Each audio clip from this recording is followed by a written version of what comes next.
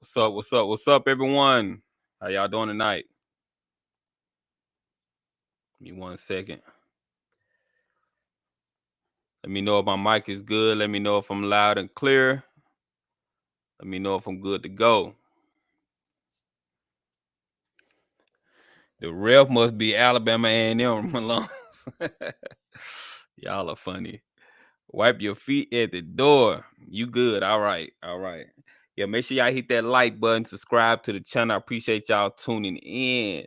We're doing a post-game show tonight, a post-game for pretty much the Jackson State versus Alabama A&M, but we could talk about all the SWAC games. I'm going to open up the phone line so you all can call in, get your thoughts on the game and whatever SWAC games y'all want to talk about as well. It was getting kind of rough there at the end of that Jackson State game. It was looking like Alabama A&M was trying to make a run because Shadur left out with an injury. I'm hoping that he's doing all right. He played well this game, and I think he just got to learn to slide. That's all it is. He has to learn to slide, take care of his body, and live to fight the next play. Stop putting all your chips on the board for one play.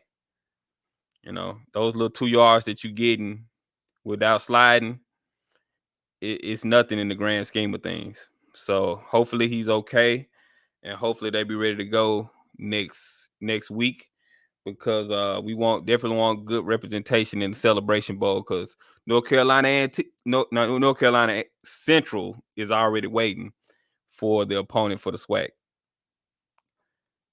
Next man up, right? But that Andrade, he don't look that good to me. I'm not comfortable with him throwing the ball. I was holding my breath every time he threw the ball. I was holding my breath. I like JP, but he ain't it. Right. Every time he was throwing the ball, I was like, man, it just looks like he's just gonna throw a pick, you know. And Alabama A&M defense is not that good. Let's just be honest. So you go up against a good defense, it might be curtains for you. Run 36 more. Yeah, that's what I wanted to see this game. I wish they would have ran 36 more in the first half, but it seems like they got it together and they started giving him the ball. I don't want Jackson State to lean on Shadur too much to where you're putting him in a situation where you're going for it on fourth down and he's risking injury. Just kick the ball, live to fight another day. It's okay with doing that. There's nothing wrong with punting the ball off. We have other backup QBs. Well, we have to see what they can do because we don't know if Shadur is going to be gone for a while. We don't know yet. We don't know what the injury look like yet. They had Savion's number though. They had his number, but he was still able to get 2-3 yards, 2-3-4 yards here and there. They didn't really have him locked up like that. It was ugly, but yes, you got the win, and yes, the refs were horrible. Yeah, those refs, man, it was a lot of questionable calls out there. To me, the most questionable call was that Malachi Wideman touchdown. That was the most questionable call to me. Like, they didn't even explain it on TV. Unless I missed it, they didn't explain it on TV. They just went on to the next play. You're like, hold up, y'all just gonna take that touchdown away and y'all not gonna explain what the penalty was? What's going on with that? Make sure y'all hit that like button, subscribe to the channel if you haven't subscribed yet. Y'all know what we do over here. We cover SWAC content. So if you like SWAC content, make sure you hit that like button and subscribe to the channel. All right, so I'm gonna open up the phone lines. I ain't gonna do too much talking. We can I want to hear from y'all. So let me open up the phone lines. Give me just a second. Cause I know y'all got a lot to say. Don't talk about the refs too bad. All right, so the phone lines are open 657-390-4814. Phone lines are open right now. You can call in, get your thoughts out on the show. Thank y'all for tuning in.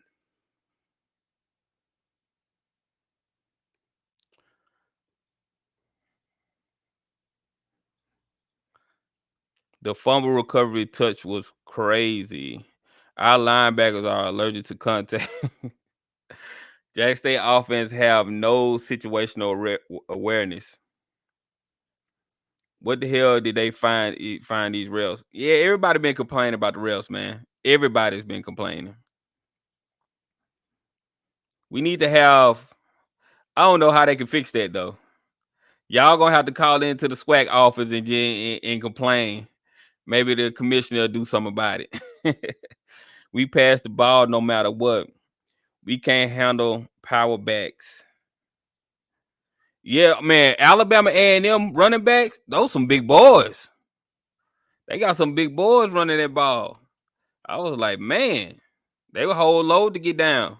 So I couldn't blame Jack State defense for struggling because it was some big boys. I was pissed when they took the touchdowns. I would call seriously. Yeah, you can go and call in. The phone lines are open 657-390-4814. You want to call in, get your thoughts out on the game, on whatever SWAC game you want to talk about, especially the Jack State versus Alabama A&M game. Had a tight game. The score was 27-13 was the final score. Wasn't a blowout like we thought it was going to be, but we did have injuries from both Quincy Casey and Shadur Sanders. They got them refs from Dollar Tree. Y'all are funny, man. Refs was raggedy last week at Texas Southern. Also, make sure you hit that notification bell because it's been brought to my awareness that YouTube isn't sending out my notifications in a timely manner. Like they'll send it out like an hour or 2 hours after the show. So make sure y'all hit that notification bell so you all can get your notifications. You know, we had to get around the little jankiness that YouTube have going on sometimes. I don't see the pink scooter on the field. I don't think they gave him a pink scooter this time. I know the pros score and release the scores of the officiating crew. Does the SWAC? Nugget made a bad hit. Yeah, that hit from Nugget, that was kind of a bonehead play by him. But he's a great player, so you got to take the good with the bad with Nugget because he's very passionate, and so he's gonna make mistakes like that. So it was. You see how them scalpers bought all the tickets. That wasn't even a sellout. It was the dang scalpers buying all the tickets. Yeah, man, that's something that we've been complaining about for a while. That they got to do something about that because they got to get rid of these third party sites. And I don't know how they're gonna do it. I don't know who they need to talk to. I don't know if you got to take legal action on these third party sites or whatever. But they can't be buying all the tickets out and messing up the attendance for our games. Like something got to be done about that if that's what's going on. 10-0, we got a lot to clean up, but go Tigers. I'm just hoping Shadur doesn't sit out because Southbound 3000, you said Shadur needs to sit out to the SWAC championship. That could be a thing for him to do. But you want him playing against Alcorn because Alcorn is going to try to beat Jackson State. They're going to try to upset them. Because think about it, Alcorn don't really have nothing to play for. They have nothing to lose. So they're going to be trying to get a blemish on y'all record. So you definitely want to be careful with Alcorn. Then it's going to be at home. All right, we got a call coming in, y'all. Give me 1 second. What's going on, caller? You live. Talk to me. Hey, I just want to talk about the game. Go ahead. I think we can all agree that was our worst game of the season, despite the score. Mm-hmm. I think I think it gets to a point where we got to stop looking at the scores and start looking at the performance. Yes, we're winning. Yes, there are going to be good numbers for a lot of our players individually, but these the Heisman people, they look at performance. These NFL coaches that are drafting players, they're going to turn on the film and they're going to look at performance. When these top recruits, they see all the hype, they see the publicity, eventually they're going to look at one of these games and they're going to look at the performance. They're going to look at the quality of coaching that they're receiving. I'm not saying that we don't have great coaches. I'm not saying that we don't have great players. But what I see is there's a lack of urgency from this team to where the same mistakes we were making in week 2, we're making them still today. everything that we have a habit of doing bad, we did bad. The only saving grace is no matter how bad we play, this team just could not beat us. There was no way they were going to beat us. We tried everything we could. We muffed punts we muffed kickoffs. We fumbled, Shador fumbled. Our starting quarterback goes out. Penalties galore. We did everything we could to give them the game, and the opposition was not good enough to take advantage of that. And what happens is when the opposition isn't good enough to take advantage of your mistakes, and you're going to win by 2 touchdowns or 3 touchdowns regardless, and you have the best defense in the country, what happens is, okay, we can drop some passes. We don't have to play Malachi Wideman. We don't have to play Travis all the time. We can, you know what I'm saying? We can do what we want. And what happens is eventually that catches up to you if you face a top-level opponent. And that's what I'm worried about. Because the standard is dropping drastically to where it's just like it goes from let's be dominant like we were against FAMU to we got the victory. Let me ask we're you. 10-0. Let me ask you this. So if you were the coach, what kind of game plan would you have came in with against Alabama A&M today? My game plan would have been this, and I think my game plan would be 1, play the best players. 2, run Savion Wilkerson first. Establish him first every game. If you establish them first, eventually Shador, the wide receivers, they're going to get there, but you have to establish the run. So that would have been my thing. It would have opened up the pass even more. And 3, it's not even so much about game plan. It's about execution. It's about fundamentals. We're so much better talent-wise than the opposition that we're going against. We don't really focus on fundamentals and key positions. I'm not saying the defense, but like wide receivers, we'll make a spectacular catch. But then we'll drop some easy ones. Even Shador, he'll make some of the most beautiful throws you could ever see where you go, that's right. the NFL high draft pick. And then you'll go, you missed that? Yeah, that's true. You know what I'm saying? We look at DJ Stevens, perfect example. Great touchdown catch. Then it was early in the game where he dropped one where it's just like, really? I just think we just got to be consistent and we got to be disciplined. Discipline and fundamentals is just as important as talent, and I don't think that we emphasize that enough on offense and special teams, to me. All right, well, thank you for the call. I'm going to get to the next caller. Thank you for supporting the channel. All right, thank you. All right, thank you. All right, let me get the next person. What's going on, Cardi Live? Talk to me. Yes, how you doing? I was just going to make a comment on the game. Go ahead. I think that Jackson got to start with the previous caller said. Hold on. One second. Let me stop you real quick. Can you turn the stream off in the background? Because we can hear it. Okay. Looping back. Okay, you hear me now? Yeah, you good. You good to go now. All I'm just saying is they are a great team. They have talent, but the game plan needs to change a little bit, and then they need to play their best players. I understand you want discipline. I know you want to have a variety of different people, but if you start playing the best talent and start building everybody up and start working more on the fundamentals, especially special teams, the gap on defensive alignment. A lot of times the linebackers, defensive line was out of place they were running. So I think that they need to get back to the fundamentals. And I know the hype is good, but they're 18, 19, 20-year-old young people. And sometimes you can start believing the hype a little bit too much. Just focus back on the fundamentals. Yeah, that's true. So let me ask you this. I want to know your game plan. What would your game plan have been, to start the game if you were the coaching staff? First of all, I would have had the height advantage when I would have had the wide men, and I would have had the hooks, and I would have had the other 3 guys. Then I would have ran the ball more. I think that you ran, and then the beginning of the game, I don't understand. First play of the game, they muffle a kick. You need to kick it back round there. Kick it back. I will focus on the run game a little bit more. Then I will have the best players put in the position for matchup problems. You got 2 6'5" guys that can run and catch. Put them in there.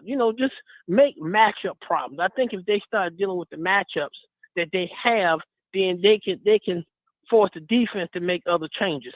Right. They can spread them out, and the running back will have lane. But putting these people, not putting the best people in when you got matchup problems, you got a 6'5" guy, 6'4", then you got a route runner. You spread them out. That way the running back can have a lane to run in.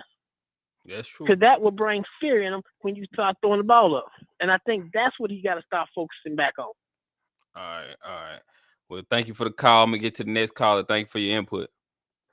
All right. All right. Yeah, I definitely want to hear what y'all would have done if y'all were the coaching staff. We armchair coaching tonight. So I definitely want to hear that. Caller that just hung up, you can call back. The phone lines are open 657-390-4814. If you want to call in, get your thoughts out. Make sure you hit that like button, subscribe to the channel. Appreciate y'all tuning in. Shout out to Miss Ivy too. Appreciate you for being in the chat.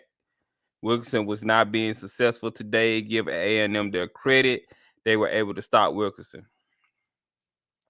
I don't know about that. I can't really say they were able to stop him because I seen a lot of runs that he did where he cut inside, but he had open field if he would have kept to the right on some of those runs. So he could have got way more than what he did tonight.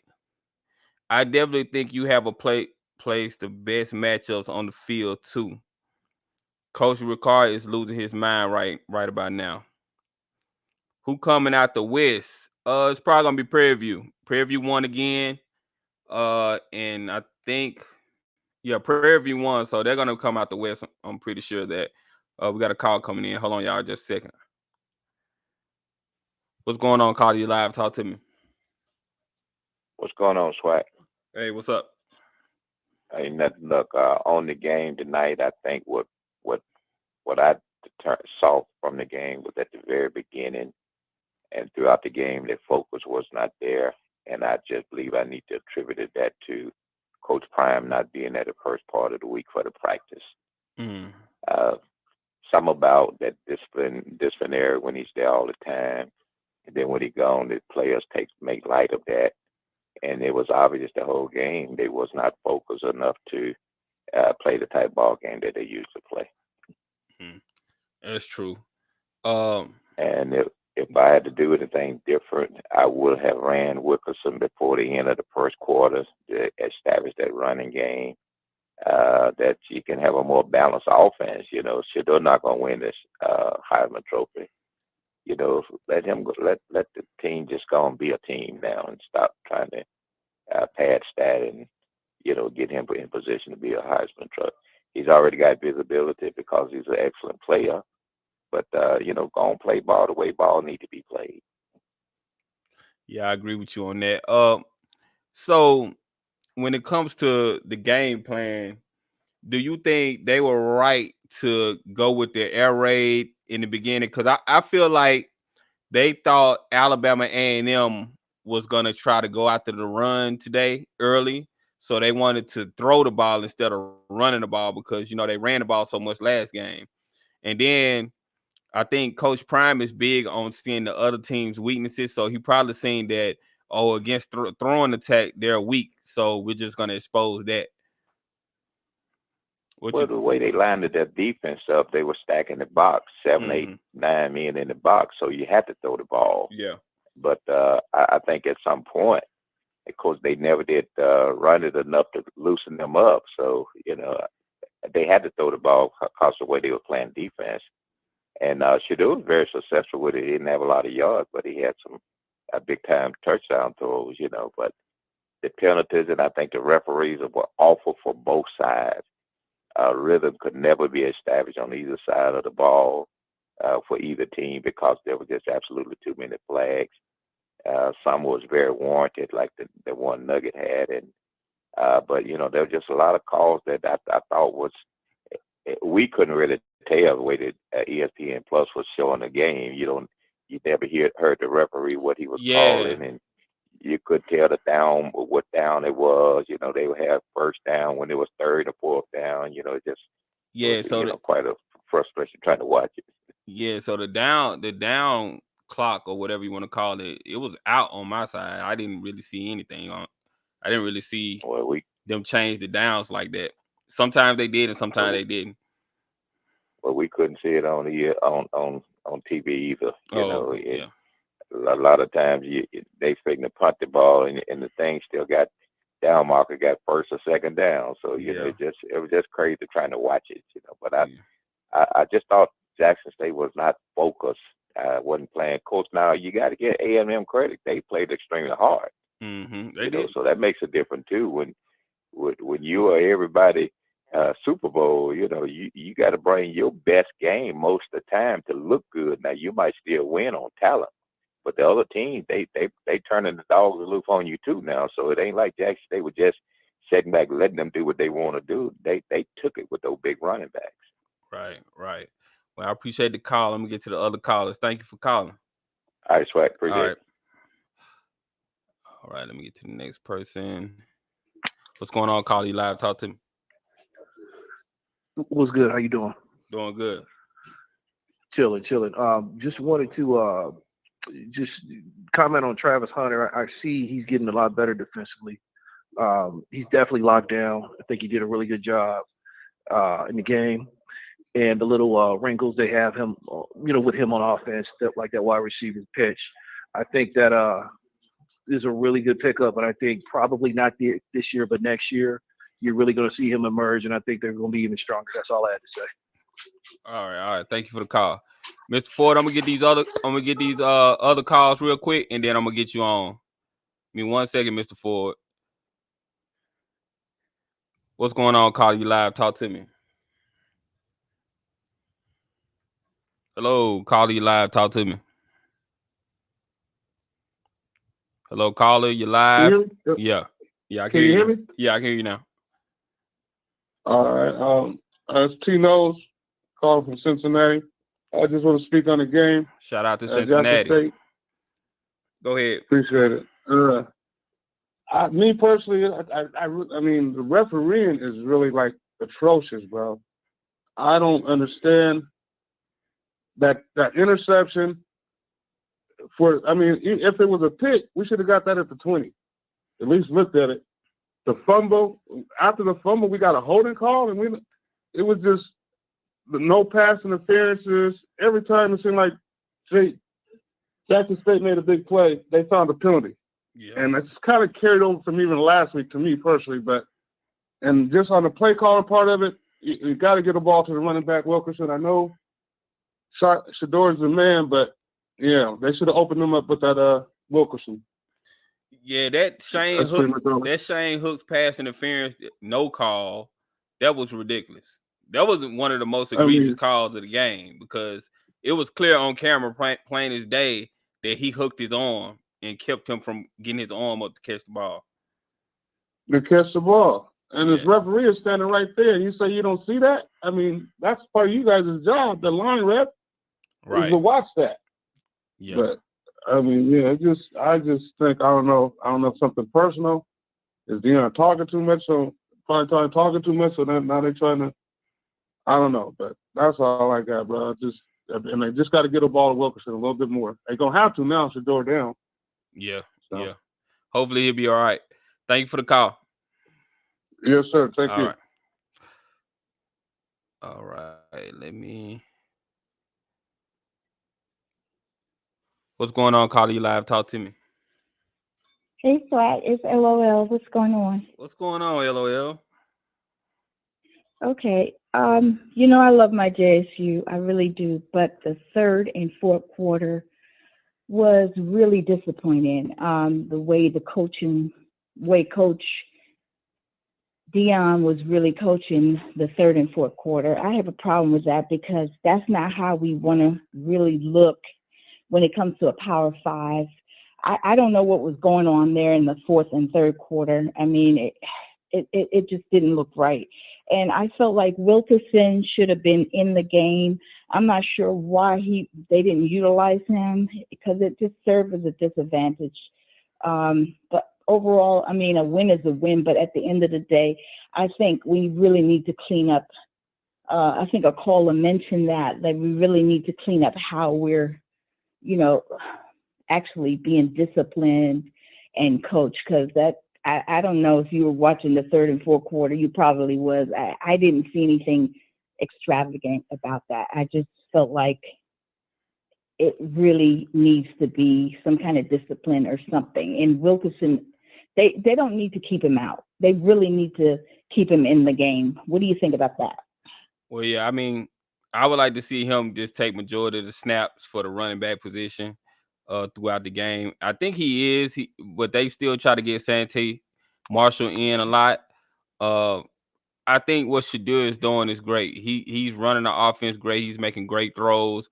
But I think when he runs the ball, he gets a little bit too beside himself, and he doesn't protect himself. He I don't know. I guess he think he's Lamar Jackson sometimes, and he wants to keep running the ball. Slide, man. Just get down and live to fight another day. You know, you're too important to this team to put yourself at risk.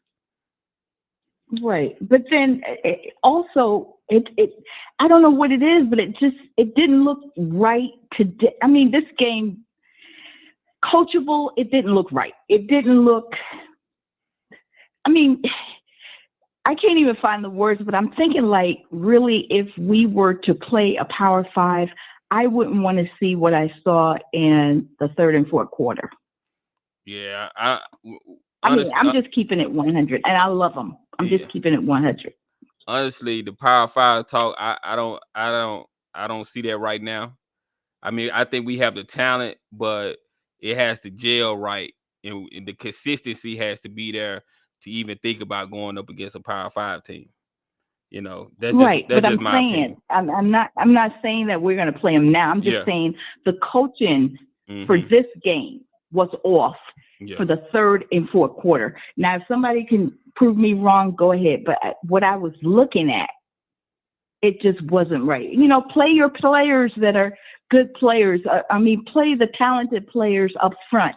Play Wilkerson. I mean, I didn't understand why he was out of the game. It was sloppy to me. I'm just keeping it 100. And I go hard for my JSU, but at the end of the day, it was very sloppy. A win is a win, yes, but there got to be some more discipline or some structure or something. It just was off. I feel you. Well, thank you for the call. I'm going to get some of these other callers. All right, thank you. Okay. All right, Mr. Ford, I'm going to let you go, and then we'll get some more callers on. What's going on, Mr. Ford? How you doing? Hey, man. First of all, I want to say congratulations to those basketball teams. I know it was Grambling and Alcorn that defeated these Power 5 basketball teams. Yeah. Because, that's one of the things I've been harping on. We got to improve our basketball. We got to bring our basketball up. And I know that Southern played Arizona. I've got to go back and watch that game. But I'm hearing that Southern has got some good players, and they're playing a lot of players down there. So I know that they're going to be a threat for that SWAC basketball championship. Yeah, we definitely going to have to get into basketball this year. Yeah, huh? I said, yeah, we definitely going to have to watch more basketball this year. Yeah. And what we got to do is we got to use Coach Prime and them to draw some of them top basketball players to the SWAC. Mm-hmm. We got to get some of them top boys, like we getting them in football, we got to get them in basketball. Right. But listen, I watched my main game today was actually Florida A&M and Alabama State. And when the Florida A&M Alabama State game was over, I tuned in to Jackson, and the first thing I think they were behind. I think Jackson was behind to Alabama A&M. I'm like, what's going on? So it was a mess in the beginning. I said it was a mess in the beginning. Yeah. So, but now I know that they did a lot of things because I've been watching them. They listen. They playing this thing out in Mobile this weekend. They had their Isley Brothers Friday night. Tonight after the game was supposed to be Dougie Fresh. I saw a banquet they had. I saw the team get off the bus and Robert Brazil greeted them. So they had a big thing planned for them. I don't know if they're playing too much, but I know it was a big weekend down there in Mobile. Now, did you hear the attendance yet? Did anybody know the attendance? No, I didn't hear it. I would think about if that thing holds. I think what does it hold? 40K. It's 40,000. It holds 40,000. I would say it was probably like 25 to 30K. Okay. From the look of it to me. Well, they had 23,000 paid attendance at the Bama State FAMU game. Right. And I was wondering, okay, somebody said right here, 33,000 It was sold out. Oh, okay. 33K on ESPN. But they had 23,000 at the Bama State FAMU game. Okay. And I was just wondering if they had started a little later. Do you think they probably could have got, 30,000? Because the game at FAMU and Bama State started at 2 p.m. Central. I was wondering if they could have went 5 or 6 p.m. Well, they started at 4. They started at 4. Yeah, so your game started at 4 yeah. Central. It's 5 over here in Georgia. Yeah. Mm-hmm. Yeah. Yeah. But listen, I was also watching Texas Southern and Grambling. Listen, Hugh Jackson needs to get out of his own way. He this freshman kid been leading them. The kid is he from Tampa, Orlando, Calvez? He took him out the game, put the Hawkins kid back in the game, same old mess. Looked like it took something out the team. So I was watching them a little because I'm trying to figure out where's Grambling, where's Texas Southern. Let me tell you this, Texas Southern looked better than Grambling. I'm telling you right now. And, that guy from Texas Southern, Coach McKinney, looked like he building something now. Right. Now, I know he's not too high on the transfer portal. He likes the high school kids, but right. If he go out and get him a few of them Power 5 boys in the interior, in the front 7, I think that'll help it. Now, SWAC, you want me to hold on, or what you want me to do now? Yeah, you can hold on if you want. I got a bunch of calls to get to, so let me get to them. Okay, yeah, go ahead on. All right. Okay. What's going on, Carly? You live? Talk to me. Hey, SWAC, this is Jerome from Charlotte, man. How y'all doing? Doing great. Hey. So I just want to call in, man.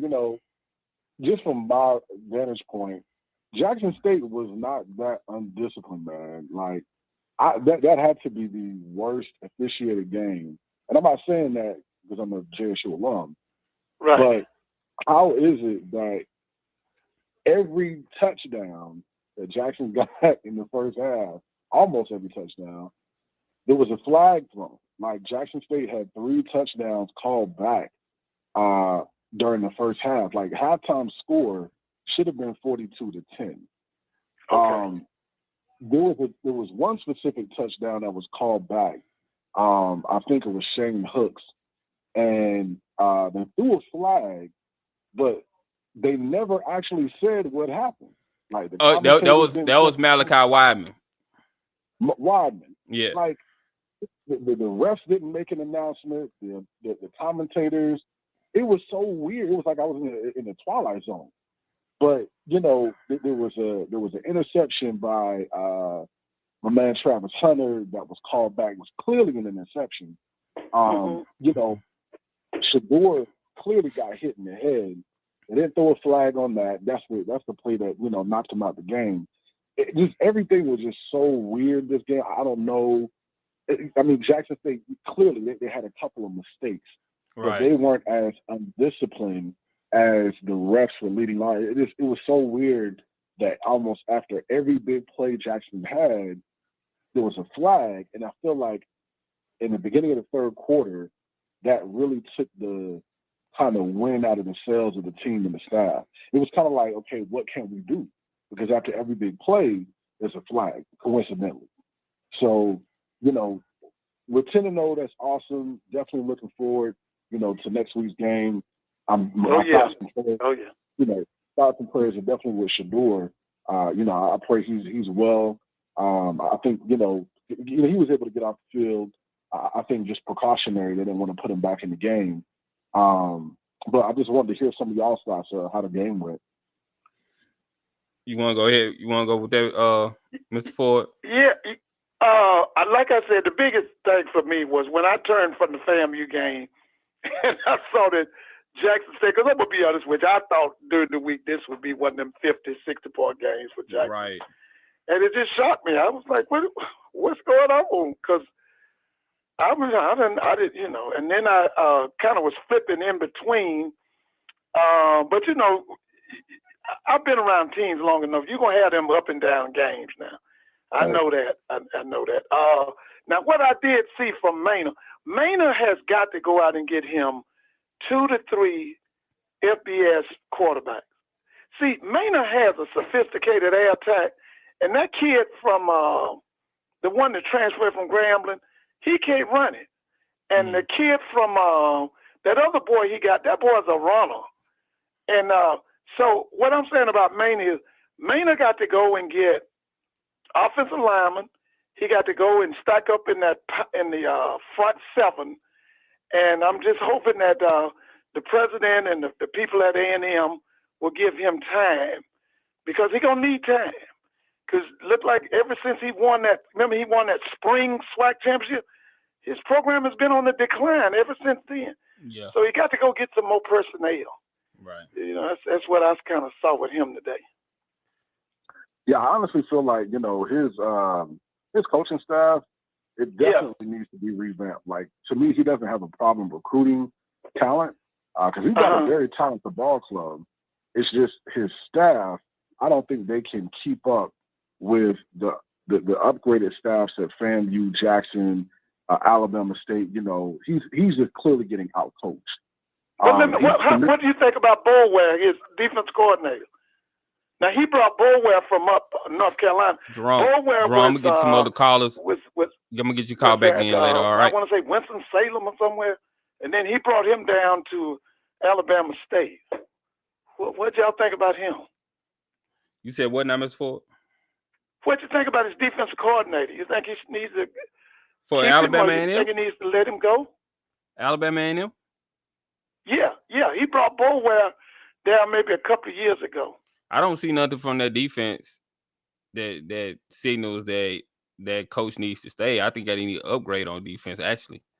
That's just my personal opinion. Yeah, I kind of think they need to upgrade, too. All right, that's what I said. I think is. they need to recruit heavy, you know, defensive linemen, linebackers. I think they got enough DBs. Yep. But they definitely need to, they got that front seven. What's going on, Carly? You live. Talk to me. Oh, okay. Hello? Hey, how you doing? You live. Talk to me. Hi.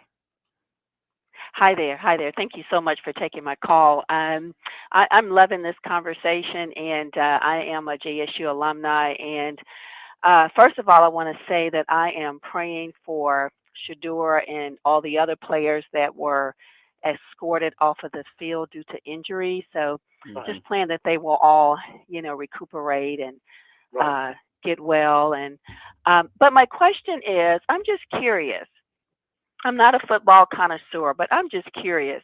I noticed when there were like maybe 9 minutes left in the fourth quarter, and I noticed that the J-State alternate quarterback continued to hike the ball when there was like 20, 21, 22 seconds on the play clock. Instead of using that to our advantage and running the clock out, I didn't quite understand that. And then in addition to that, instead of running the ball, it seemed like, you know, they were passing the ball. So I was just wondering, you know, is that something that they should have been focused on? Is, you know, not hiking the ball so quickly and, you know, trying to run some of the timeout? Did anybody else notice that? Yeah, I noticed that too. Yeah, I did. I noticed. I think. Oh yeah. I think Jackson State is dependent on the defense so much that they think that defense can stop anything. So most teams would have been running the clock out, because especially with your backup quarterback in there, you don't want to run the risk of this team coming back. So you want to run the clock out and then, you know, run the ball. You want to slow the game down, make sure the game is just keep going and the clock is just steady running, because when you run the ball and you don't go out of bounds, the clock is going to continue to run. So that's what they should have been doing. But I don't know. Maybe they didn't tell the backup quarterback to do that. That's my only guess.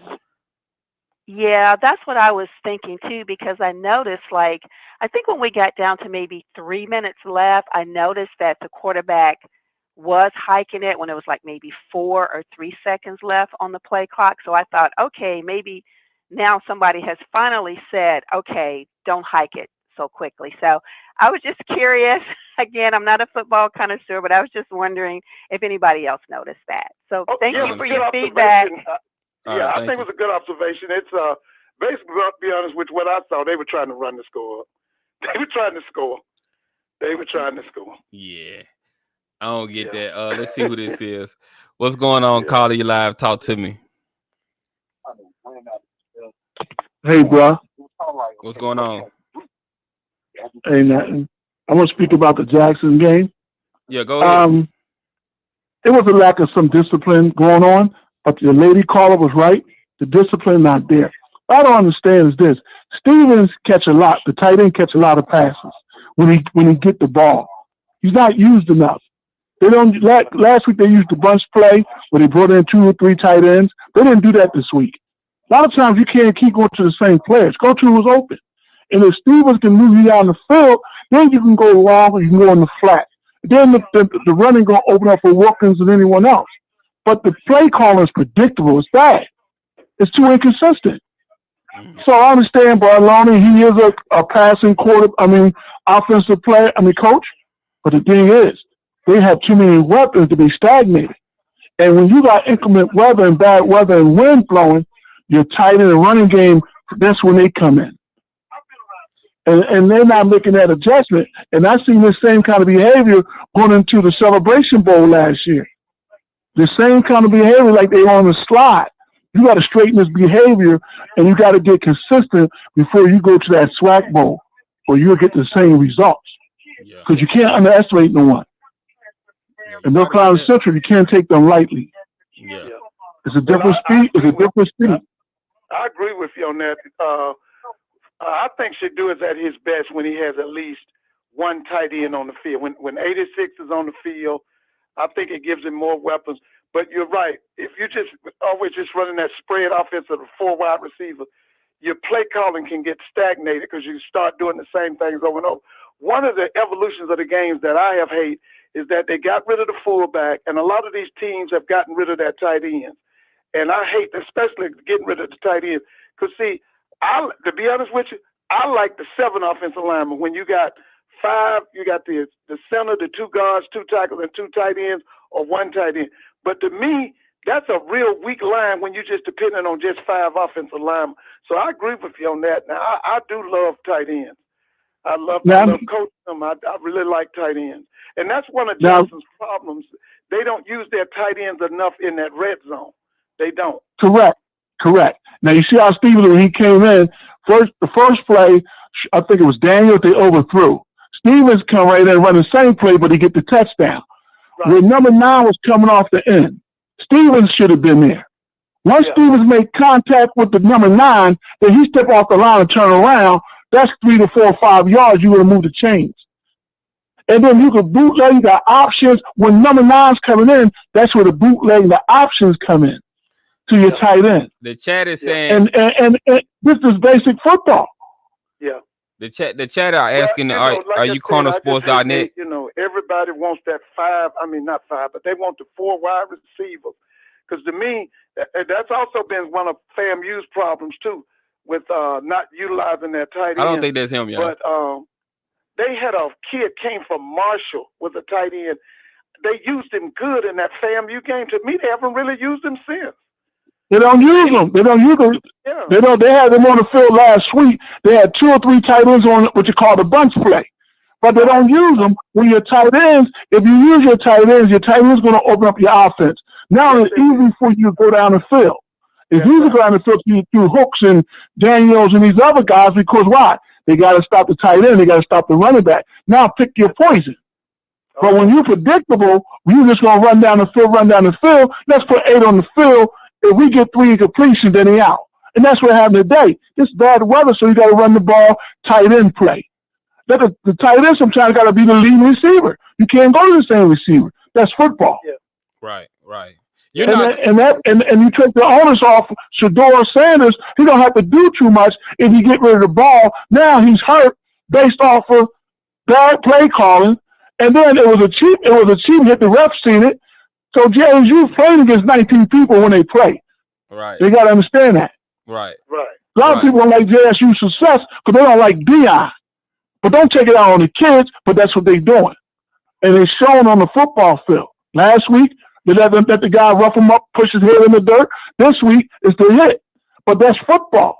So you got to protect yourself. You got to slide. But at the same time, your coach got to do a better job of coaching. And Power 5 football, that's not even an equation right now with JSU. They got too much growing to do to even talk about the next level. Right. But thank you for the call. You're not cornersports.net, Thank you, are you? sir. Are you Excuse me? Are you cornersports.net? No, I'm not. No. Oh, okay. Well, shout out to him. Yeah, he's a good YouTuber as well. If y'all want to listen follow to him him. too, Corner Sports. All right. Well, thank you for the He's call, in Carl. New Jersey or somewhere, isn't he? Yeah, I think he might be. Yeah, he might be. He's somewhere on the East Coast. Yeah, because shout out to I him. watch him too. I watch him. Yeah. Let me get this next caller. What's going on, caller? You live? Talk to me. Hey, brother SWAC Buzz, is brother Israel calling back. What's going on, Israel? I remember we were talking at halftime about. Well, I was saying that Shador was the nucleus and was kind of like the reason why the team was doing well. And then, lo and behold, he gets injured, and then the team doesn't really know what to do. So I think there were a lot of factors going on. I think those TDs being called back. I think the fact that I'm actually kind of watching a new tone from the Alabama teams. I think it'll always be a little difficult for Jackson State to play in Alabama, just kind of based on what I've seen with these two teams. And then I had a question for Mr. Ford. Mr. Ford, how are you? Hey, how you doing? I'm doing good. It's a pleasure to speak with you. I've kind of been listening to you for at least almost a couple of years, so it's finally good to kind of hear your voice on the phone with you. Yeah, thank you. My question to you is, like, looking down the road a couple of games, if Jackson State were to make it to face NCCU, like what is your assessment of what that game would look like for both teams? If Jackson State is humming, I can't see it being close because I can't see them holding them wide receivers. I don't see it being close.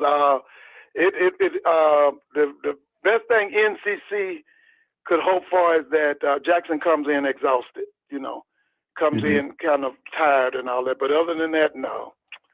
I'm going to be honest with you. When Jackson State is humming, we don't have nobody in HBCU football can play with them. Right. We don't have anybody. They head and shoulders above everybody. With the talent they got, I mean, we just I don't see it being close. I like that guy up at NCCU. We know him. He was with Broadway at A&T. He came down to Southern with Dawson Odom as defensive coordinator. Done a great job. He's turned NCCU around quickly. But personnel-wise, like I said, if Jackson humming, it won't be close. Right. One more question for you, Mr. Ford. When teams are in a position where they have to make adjustments, because I really think that offensively Jackson State was kind of shaken, like scoring all those touchdowns and then having them called back. And then you go in at halftime, you're doing okay, and then your quarterback gets hurt. I just really think the coaching staff was kind of lost in the environment. What do we do with all these calls? Now Shador's out. And I just think it made it just kind of rough for a second half. So what do coaches do in moments like that, or how can you get their players settled down so they can make adjustments like they need to finish it off? Well, now, let me just say this to you. During the season when you're practicing, you really don't have a whole lot of time to practice two quarterbacks. You kind of got to go with your main quarterback. He's going to get all the snaps in practice. But you do have to have a kid ready and prepared to go. But a lot of times, he's going to have to be prepared to go with not a whole lot of practice time. You see what I'm saying? And see, what this proves right here with Shador getting hurt tonight, Shador is not only the MVP of Jackson State, he's also the MVP of the SWAC. Okay? Because, see, what we always say is, when I was coaching, we always say, who's their top player? And then we would list the top quarterback, top runner, top pass. We would take them away. And then we say, beat us with other people other than your best people. And so if Jackson changed tonight, if Jackson's offense was different tonight, that lets you know Shador, because you got people running around here talking about, well, Wilkerson is the MVP, not Shador. You see tonight, it's Shador. Right. Shador is the MVP. Right. Let me get this other caller on. Hold on just a second. Okay. What's going on? Caller, you live. Talk to me. What's going on, caller? You live. Talk to me. How you doing? Yeah, what's up? Can you hear me? Yeah, I can hear you. Yeah, how you doing? Yeah, you guys know how you doing, Mr. Ford? Yeah, hey, I watched the game, man. It was something else. But anyway, long story short, I think it's the issue to me, as far as what I see in the game when they're in the red zone and everything like that, is the ego of the coaching. With Deion Sanders. That's what I think is the issue, because they were like right there on the 3-yard line and stuff like that. It's 4th and 2 or 4th and 3 or something like that, whatever. Instead of just going for the field goal, put 3 points up, let's get the points, they get stopped. You get what I'm saying? And then the defense, they couldn't get a safety or anything like that. Let's get all the way to the 10-yard line. I'm just saying, they could have walked away with 3 points. And it's going to catch up with them, They're not getting I know they're getting a lot of top transfers and stuff like that, to the point where they're letting a few go and everything like that. But it's not like they're getting like a 5-star or 4-star, top recruits in these transfer portals all the time. So they got to keep a perspective that they always getting like the guy that's making the team. You get what I'm saying?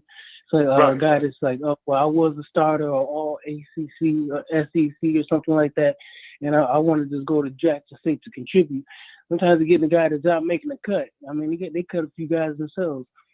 So I think maybe Coach Prime, from my perspective, I think he's buying into the hype, man. I think he's buying into the hype as far as, like, being dominant and stuff like that. I had to combat you on that. I had to combat you on that, because he has gotten some players that got playing time at these Power 5 schools.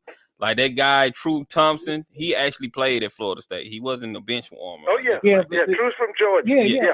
In rotation, probably in rotation, but he ain't started. And they like he was killing it. You know what I'm saying? It's like it was the Florida State in the ACC or something like that. Well, anyway, ain't like he was killing it. That's what I'm saying. So it's like, hey, keep a perspective. You got guys who are a little bit better than what's in the SWAC right now. Yeah.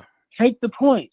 That's my argument. Just take the points, because it looks like special teams, week in and week out, is putting you in bad field position. They showed up in bad field position. The penalties are an issue.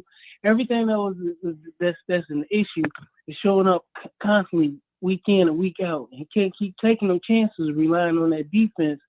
Eventually, the defense ain't going to show up. We've been lucky that the defense been showing up week in, week out. Dennis Thurman should be coach of the year, if you ask me, because they've been ready. Defense been ready, Yeah, I but think they somebody got gonna come out offense there. got to take the point. But I don't want to beat a dead horse. But my thing is the offense got to take them 3 points and stop going for the 2s. They practice enough with that. They can do that in practice. I mean, they score enough points where they ain't got to keep doing these 2-point conversions and stuff like that. So get the 1 and walk on, because the thing is, you saw what happened to Shador. He got injured. They would have been up 18 points, not 17 points, giving them a chance to score. They would have had to score at least 3 times instead of But anyway, I rather just stick with the points.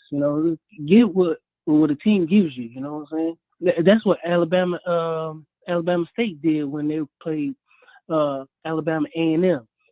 They just took what they gave them, and they ended up winning, because that was a tough game. All right. Oh, yeah. I got you. Well, thank you for the call. Mm-hmm. So yeah, like someone said, a starter on a Power 5 team is usually not going to transfer. People that enter the transfer portal are guys that's not liking their situation. They think they should be getting playing time. They think they're good enough to be a starter, and they're not starting. So those guys like that usually enter the transfer portal. It's not just scrubs that enter the transfer portal. Yeah. All right, let's now see the this. kid Dylan Spencer, he was starting at Missouri when he transferred to Jackson, right? Remember that big offensive lineman? He left and went back to Missouri. Yeah. I think he was starting at Missouri, right? I'm not sure. I think he had just got to I have Missouri. to go back and look. I think he was starting. I don't think he was. I think he might have been in rotation, but I think he was like a freshman. Oh, okay. I think he was like a freshman or something when he was at Missouri. So he had just got there for like 1 year. I think he went back, right? Yeah, he went back. He's back there now. I'm not sure what he's doing though, because I haven't really been keeping up with Missouri like that. But let's see who this is. I know they got beat to death today. Tennessee put about 60 on them. Oh yeah, I'm not surprised. What's going on, Carly Live? Talk to me. They'll be the next school talking about we want Coach Prime. Yes, aloha.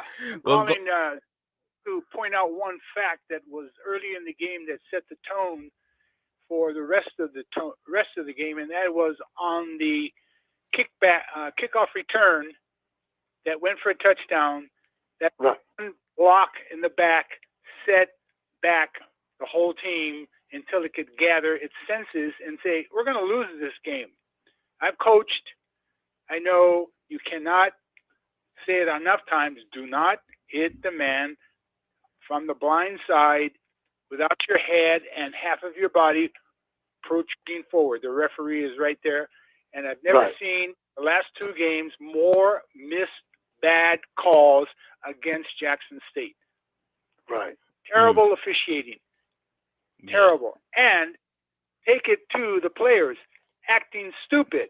Stop with all your dancing around and jumping up and down. You did what you did. Get ready for the next play.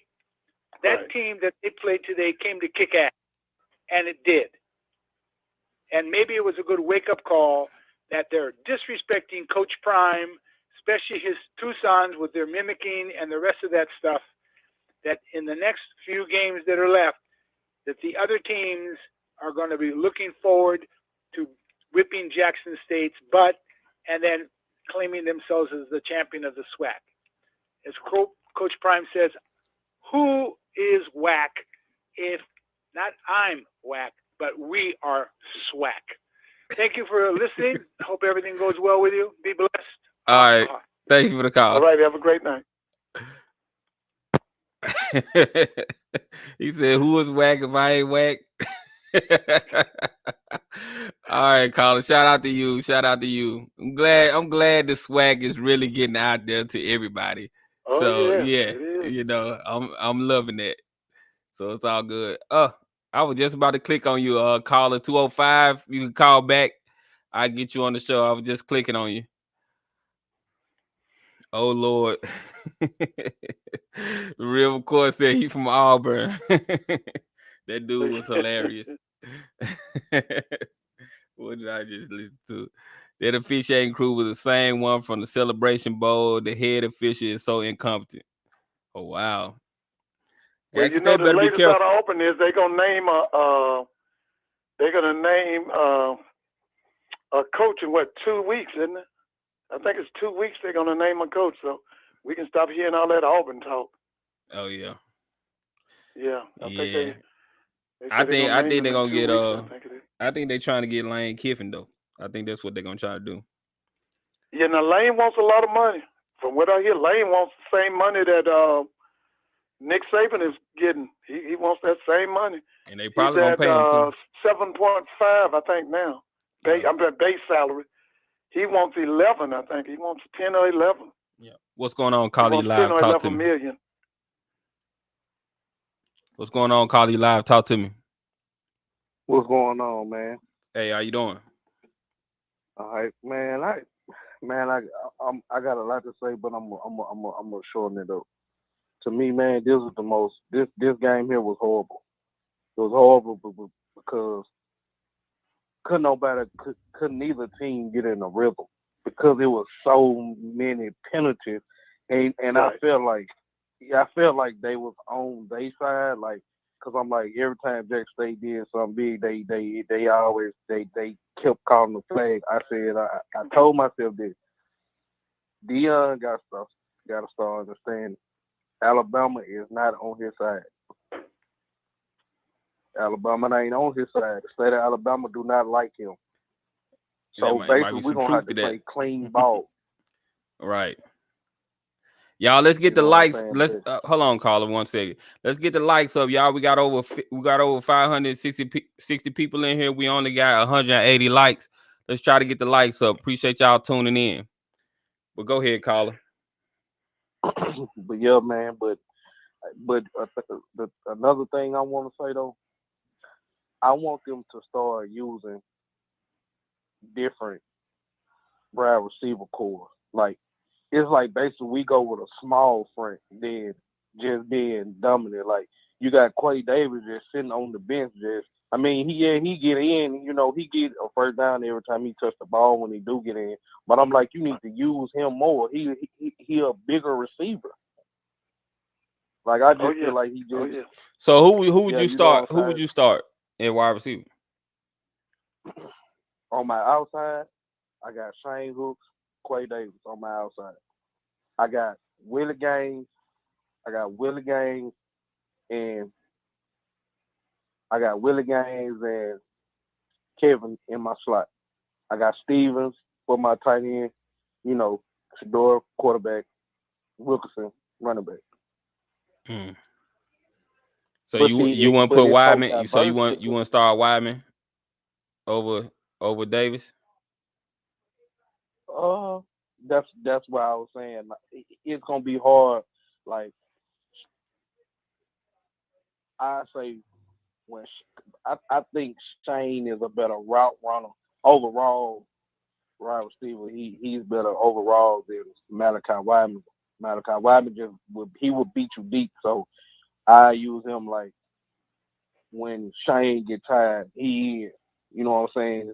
So he can, you know what I'm saying? He can open up the field because of course they gonna double team him. You know what I'm saying? Which gonna leave people open. Right. Okay. I got you. Yeah, but that's all I have for you tonight, man. All right. Thank you for the call. All right. You know, that's hard for me, SWAC, because, you know, all them wide receivers. Right. Yeah, I like them. I like Buckley and, like you said, that Dallas Daniels. I like that kid from South Carolina. He forgot about Dallas. He forgot about Dallas. I don't know what. We didn't even think about Dallas. For me, all of them would have to play. Yeah, we didn't even think about Dallas Daniels. We didn't think about him. All them kids is big time, man. Because like I tell people all the time, now Jackson State wide receiver room, that's a Power 5 wide receiver room now. Right. That's a Power 5.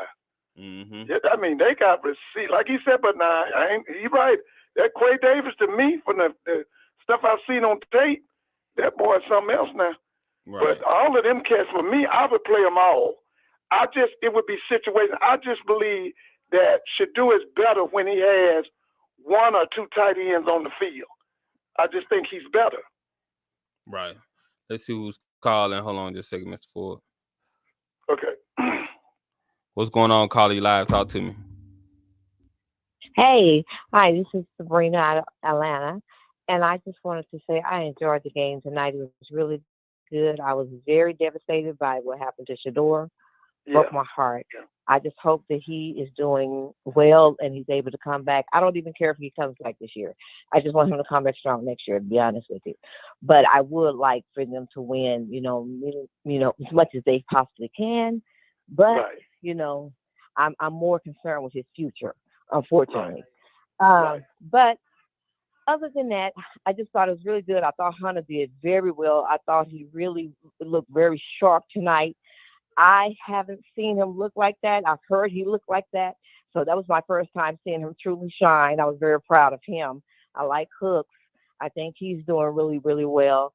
And, I just pray for the best for the team. And I am truly with Jackson State. And I'm out of ATL, but that's my team. Oh, yeah. She out there with you, Mr. Ford? Yeah.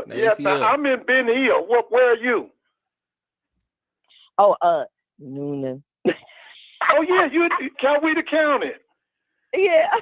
Yeah, Coweta. Yeah. Oh, yeah. Yeah. Oh, yeah. Oh, yeah. Absolutely. Right. You down, is it you 85 or 20? You 85, right? 85, right. Now, a lot of people went down 85 today from here for that Florida A&M Alabama State game. There was a big contingency. They say from Atlanta was there. Oh, yeah. Well, I was watching Jackson State. Oh, yeah. I know it. Now, you went to alumni here in Atlanta. Do you go to alumni meetings? Because I know they meet in Douglasville or somewhere. Do you go to those meetings?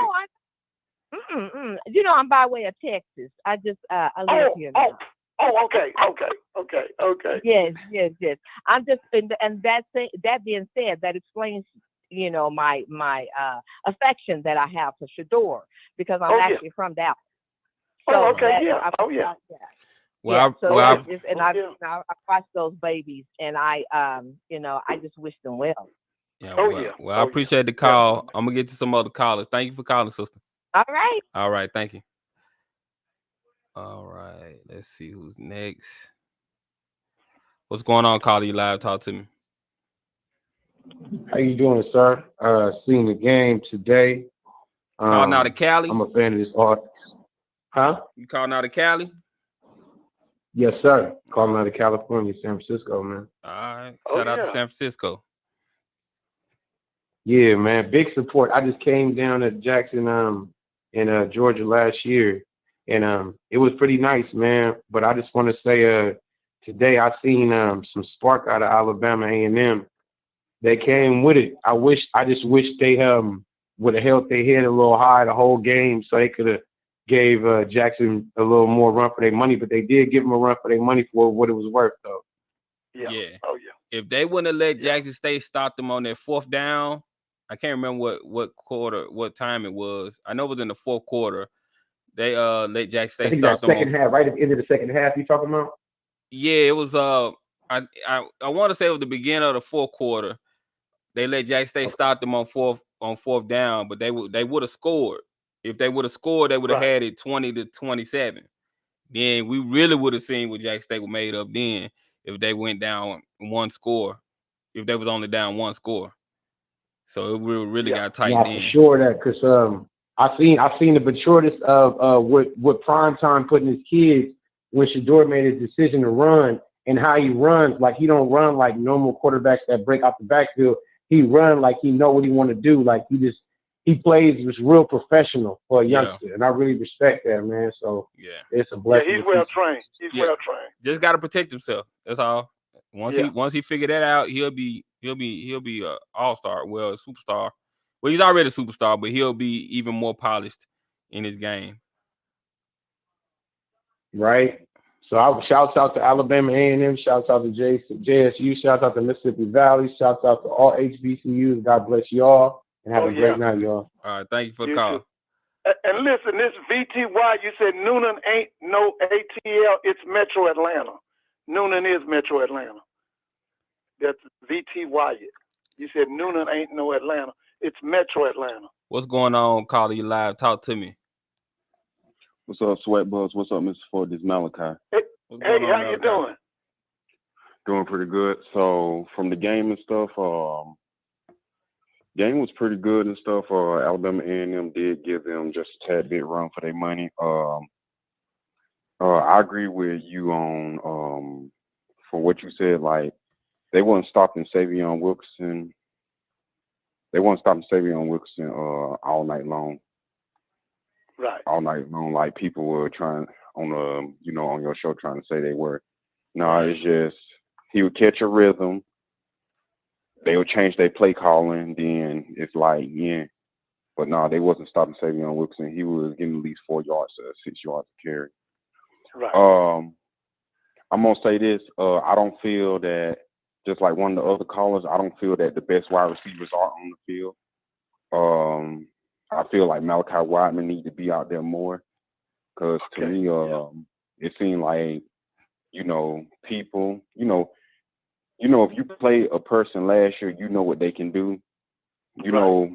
They actually, they seen what Shane Hooks. Not saying Shane Hooks isn't a great wide receiver, because he got great hands in my opinion. When when he get hot, him and Dallas Daniels, their biggest thing, they have to get hot. Once they get hot, they'll start dropping passes. But it's like Malachi Wideman, he don't have to get hot. He literally can come off the bench and catch a pass like it ain't even nothing. He's big play. You're right. He's big play. I feel like Quay Davis, I pray they use him more next year, because to me, he reminds me of Dez Bryant. He reminds me of the reincarnation of Dez Bryant, in my opinion. Right. But that's just me. I honestly would like to see him at running back.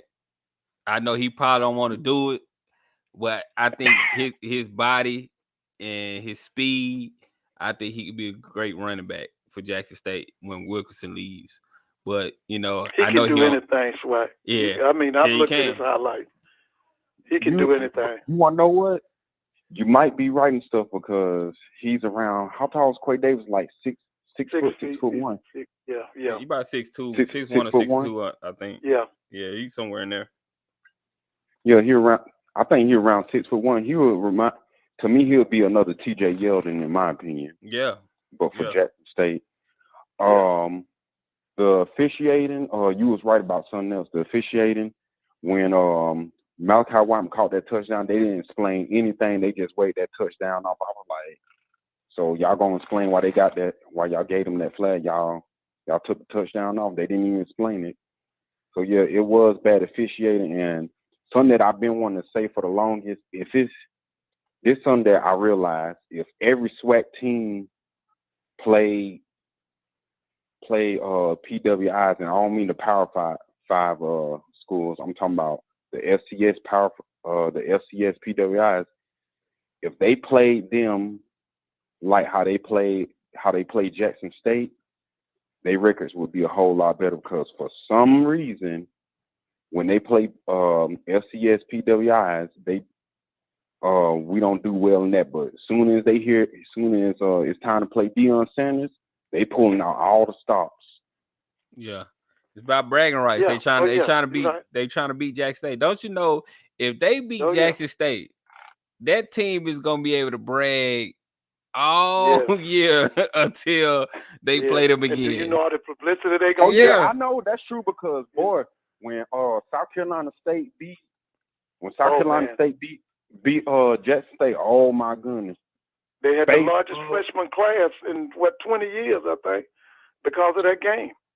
Right. Yeah, Facebook, Instagram, boy, they was roasting Jackson State. He got a new contract. The coach got a new contract after the game. Jackson State reminds me of the Miami Heat when they got LeBron and Bosh that year.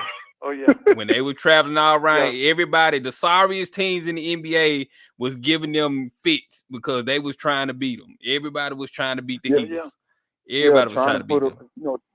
Trying to put a blemish on their record, but I think it's kind of funny. I'm gonna leave at this. I think it's kind of funny how bad South Carolina State fans they trash Jackson State fans and stuff, especially about that 4th and 19. They made shirts with the 4th and 19. Now y'all sitting at home this year. Irony is fun. Yeah, you know Howard beat them today. Yeah. Oh yeah, I seen. In DC. Yeah. Howard put something on them and stuff. I left. I said, "Damn, y'all lost to Howard." Yeah. No offense to Howard. That was a shock for me. I'm gonna be honest with you. I thought they would definitely come back to the Malachi. Celebration Ball, because no they only lost. Did Kobe Durant and who was the other player they lost? They didn't lose but 2 or 3 starters. They brought back almost the whole team. Yeah. So I felt like they would win the MEAC, and then it would be a rematch between South Carolina State and Jackson. I know that guy Shaq Davis. I'm pretty sure he's gonna be getting ready for the NFL. I wouldn't come back. He's the truth. That guy he might be the best player in the MEAC. Yeah.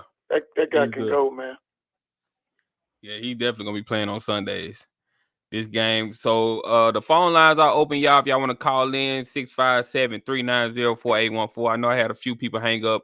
You can call back and I'll get you on the show. Make sure y'all hit that like button, subscribe to the channel. How we doing on likes right now? Let's see what we looking like. We 256. Come on, y'all. Let's get it to 300 at least. At least 300 likes. Appreciate y'all. Sub 500 team at best. They will be in the Celebration Bowl. But yeah, I wish. Who are they talking about? I'm thinking they talking about NCCU. Yeah, that's what I was thinking would be in it too. Well, they just clinched today. Yeah. So they're gonna be the team. Yeah, because they beat up Norfolk State or somebody, I think. Yeah, they beat Norfolk State. So Howard has no chance to go to the Celebration Bowl now. I wish they would have went, because I definitely would have liked to seen that fan base in Atlanta. Yeah. Yeah. Yeah, the only team that really beat NCCU was South Carolina State, right? I'm not totally sure. I don't think they only got one loss in the MEAC, and it was a big game between them and South Carolina State. And I know that they lost against an out of conference. Them in Orangeburg. They got blown out by somebody out of conference, though. I remember that. Oh yeah, but I'm saying in the MEAC. Yeah. You might be right. Yeah, in the MEAC, the only team that beat them was South Carolina State. All right, let's see who this is calling. Okay. What's going on? Call you live. Talk to me. How you doing? Hey, how you doing? I'm doing good. I just wanted to call in and see what you thought about for Deion staying. Do you think it would be a good idea if like the state put together something where like some type of solution where like he get paid from the school, but then also maybe like get paid from the state too, because of how much money, like the better they get, the more recruits, like how much more money they could bring in for the state. Because like I had seen that like at the fourth game, I think they had already brought in like $13 million more. Remember what state you talking about. Yeah, I know. You're right about it. They brought in $13 million on successive weekends. It was $13 million brought into Jackson for the Campbell game. $13 million was brought in for that Southern game. So you're absolutely right about that. Yeah. And I know Mississippi well because my mom, she used to hoop for Jackson State, and like a lot of my folks went to Jackson State. But at the same time, I know how states, because I'm from California, but like states in the Midwest and down south, some states operate off of them big schools, sports teams, or like in Kentucky, like their whole state is organized around Kentucky basketball and Kentucky basketball. From not just like, and this is, I know this from a friend that actually worked for the state, and they said like how they budget is around those events. Yeah. And I was putting that out there because I was thinking like I know how it go down there, but at the same time, why would you not want to uplift your state? It could literally put them in a position where it's like prior to this, hasn't been anything. I mean, I agree with everything you're saying, but you have to think about some people would look at it as look who you're uplifting. Now, if this was the Ole Miss or Mississippi State, then I think they would be cool with that. But I just have a hard time with the governor they have in place right now. I have a hard time believing that they would go that much. They would go all in on Jackson State like that. You know, I just have a hard time. I don't think they have a choice about that stadium. I think they got to. The stadium. Jackson State, stadium. That's totally different. He's talking about allocating state funds to pay Coach Prime. Yeah, I don't think that's gonna happen. Okay. I would say this. I think them downtown Jackson merchants need to give him a salary. Yeah. All this money he's making for them, they definitely need to give him a salary. Yeah, but the only reason I brought up that because I know there are certain positions and things where they do that. Like it may be somebody that they have. You kind of muffled now. I don't hear you. You got to. What about now? Yeah, I can hear you now.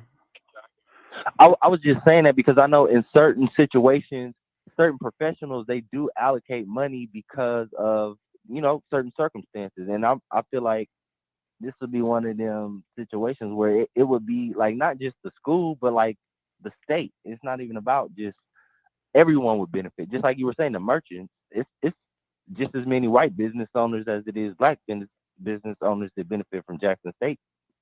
Right. Oh, yeah, without a doubt. I think the whole state benefits from Jackson State, if you ask me. Well, I appreciate the call. Let me get to some of these other callers. Jackson State is an economic powerhouse, and doesn't it sit in the middle of the state? Thank you for the call. Doesn't Jackson sit in the middle of Mississippi? Yeah, it's almost in the middle. Yep. That's what I'm saying. It's an economic powerhouse for the entire state. Yeah. What's going on, caller? You live? Talk to me. All right, what's up, man? Hey, I was calling and I kind of joined in a little late. Have you guys talked about the FAMU game at all? No, I did watch the FAMU game today.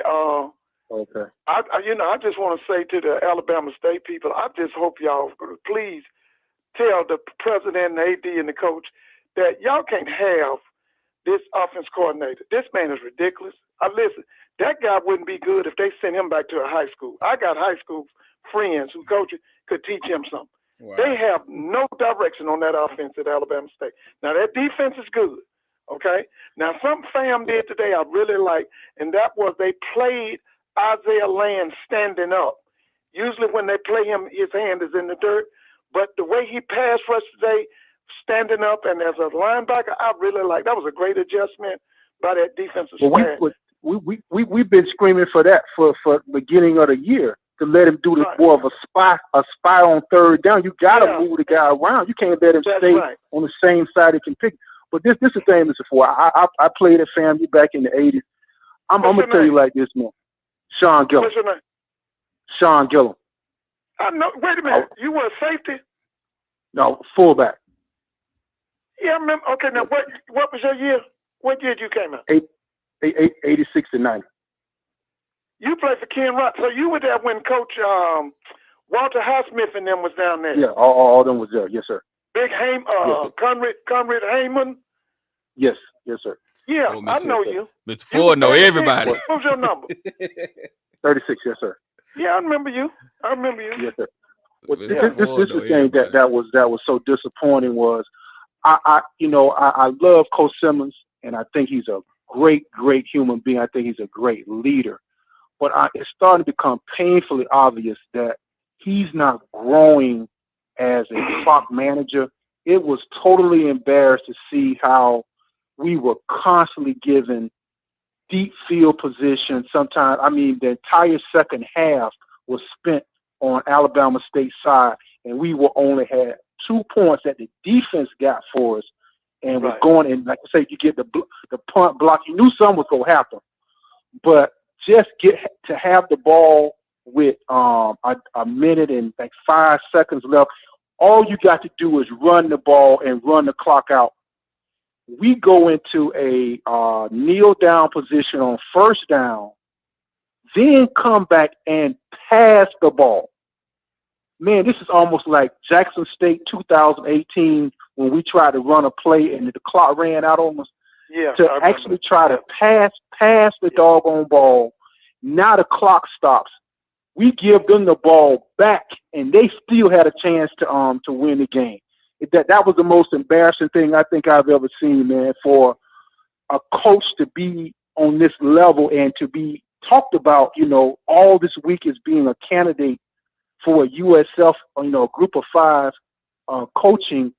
That kind of display like that really, really kind of makes you start scratching your head, man. And like I say, if you guys go ahead, Mr. Ford. Now, Sean, what I was going to say to you now, and I am a Willie Simmons fan. Okay, I'm biased toward him, but let me just say this: to me, today was that boy Musa. This was his worst game, and I thought he spent too much time trying to get him off instead of turning that game over to that Jennings kid and that kid Davis and that other kid number 25. Because to me, the backs should have been the key, and he was, which I understand because you got 19, you got Xavier, you got 10, but Musa was just terrible today. This is his worst game so far. He was trying to, make him successful, and it just wasn't there. And you're absolutely right; it did look bad, but I just thought that he had too much faith in Musa today. That's what he looked horrible today. I think he threw three interceptions, didn't he? Yeah. What did he throw today? Three. But this is the thing, Mr. Ford.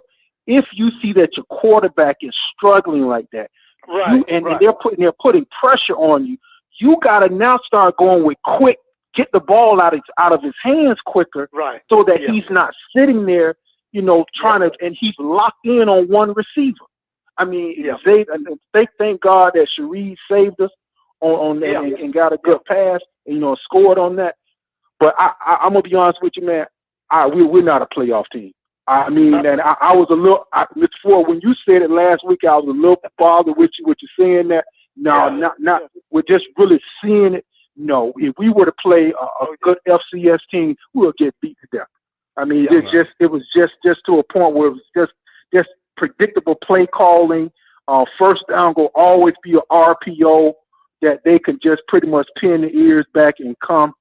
So that was Mercer or Chattanooga or somebody like, man, we'll get beat 59-3 again. Right. But I appreciate the call. Let me get to some of these other calls. Thanks for calling. One thing I did see today was that offensive line at FAMU. It was a mess at the beginning of the season. It has really come together, especially taking number 66 out and putting 69 at the center position. That offensive line at FAMU has come together. It has come together. I thought it was a problem at the beginning of the season. All but right, they let's see who we solid got right online. now. Okay. What's going on, Carly? You live? Talk to me. Hello. Hey, how you doing? Hello. Yeah, you on? Fine. How are you today, sir? Doing good. I'm on. Yeah. Okay. Hey, my name is.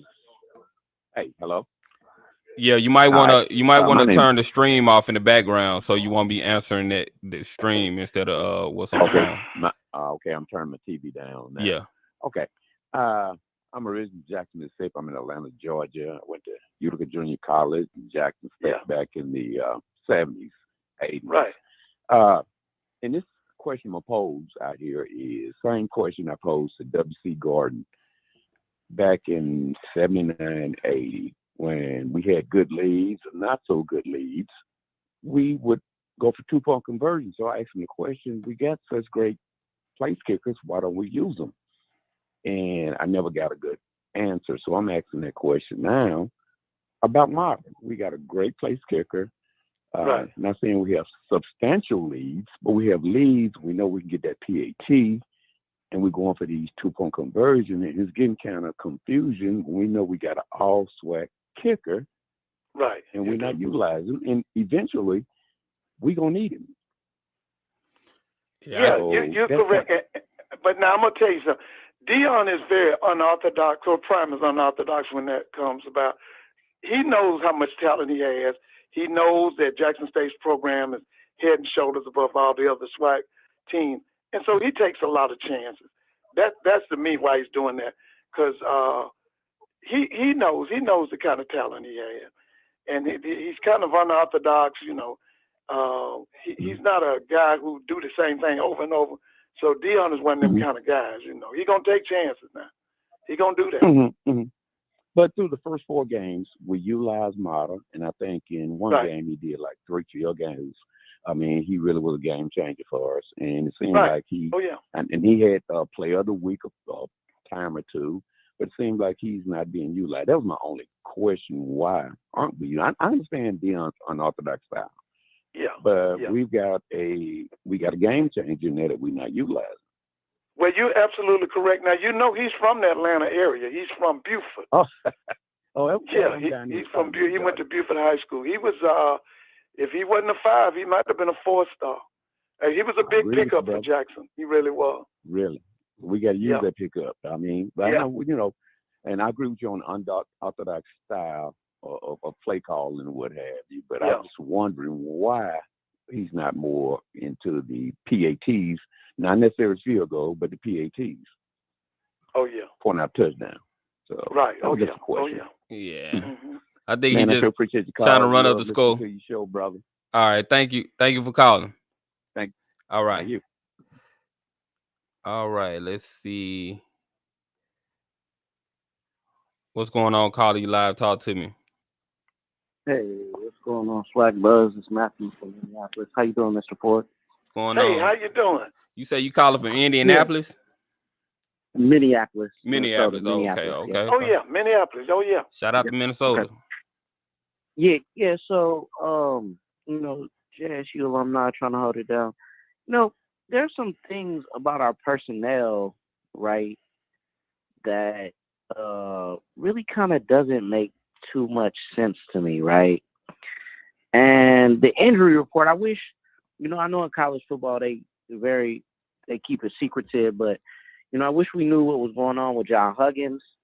Yeah. Now, isn't he hurt? Is he hurt? Yeah, he is hurt. He's hurt. Yeah. Because John is going to make the NFL. I've said that all along. He's going to be an NFL player. Yeah. Mr. Ford and SWAC Buzz, who I think about often, who probably people have forgotten about him. But why does Tyson Alexander, not get to play anymore? You know what I mean? Wilkerson. That's why that Wilkerson kid. That Wilkerson kid. No, don't get me wrong. Wilkerson has played very well, right? And we know JD has some fumbling issues, and Santee probably one of the hardest workers on the team. But to say number 24 had got in at the, and I don't really know, but I mean Tyson Alexander, he used to fumble a lot. I don't know. Oh, I loved him. He came out of DeSoto, Texas, Yeah. I believe. But he used to fumble. He used to Didn't have know a if his problem knee or fumbling, something. though. Didn't he tear up his knee? Yeah, he did. But, supposedly he's supposed to be healthy, so, who knows? Oh, yeah. Like I said, it's that Wilkerson kid. Because I'm going to be honest with you, Wilkerson came from Delaware State and made that backfield his. Yeah. So he made it his. And then he's But trustworthy. I agree He's with going you. to hold I on to the like ball. backfield depth, too. Huh? I said he's trustworthy. He's going to hold on to the ball most of the time. Oh, yeah. That kid there, I think he's going to be NFL. That Wilkerson kid, Oh, yeah. I think that kid's going to be NFL, too. Yeah. And I wouldn't be If shocked. not NFL, Canadian. I know based on formations, you could theoretically maybe only have top 4 to 5 receivers on the field at the same time. I know a lot of times we go 3 wide. But how are they coming to conclusions to like the wide receiver play, the wide receiver personnel, in your opinion? Well, that's practice. That's Yeah. what they say. It's Whoever who ball does out the in best practice. That's who see the field. Mm-hmm. Because like I told SWAC, man, that's a Power 5 wide receiver core y'all got. Because see, they got them kids like Buckley and one kid named Rico Powers, and see, them kids can play. That like they talking about that Quay Davis. See, to me, Quay Davis can do anything. Quay Davis can be a running back. He's got that Debo Samuels type thing going. You know about Debo Samuels, Yeah. the 49ers? Mm-hmm. I think that Quay probably could be a punt returner, kickoff returner, wide receiver. He's that kind of kid. He's special. He can do anything. Yeah, Quay is like a mixture of like Anquan Bolden Yeah. to me. Yep. Yeah. Yep. And Sylvian Wilkerson is like a mixture of Doug Martin and Maurice Jones-Drew. If you put them And then together. like somebody said the other day, he reminds you of Joe Morris too now. That was the Giant. Remember Joe Morris? Yes. He's got that kind of going for him too. Yeah, gotta pay homage and respect to my history. Yes. You're very I had to go and pull up some old tape on Joe Morris with the board, but yes, I see that. Yes, that is true. Yeah. Joe was he was out of Syracuse, ran that ball many years for the Giants. Yes, indeed. Yeah, I doubt if he was 5'8". He was probably about 5'6", 5'7". Well, it shows you that we, in the SWAC, we have to continue to build quarterback depth, and Coach Prime, he got to go and get them. In college football, you need 2 or 3 quarterbacks. You got to go and get your Yeah, that's right. And I'm gonna be honest with you, I'm hesitant to criticize Coach Prime Thank you for the because call, his Matthew. program. I'm a Grambling graduate. His program is head and shoulders above all of the other programs, and so my thing is we got to catch up with him because he's ahead of his time right now. I'm gonna be honest with you. That's how I see it. Right. We got to catch up with him. Right. What's So going that's on? why I'm very hesitant to criticize. Yeah. What's going on, caller? You live? Talk to me. Hey, caller, you live? Talk to me. Hello, SWAC Buzz. How are you? Hey, how you doing? Hey, how you doing? Good.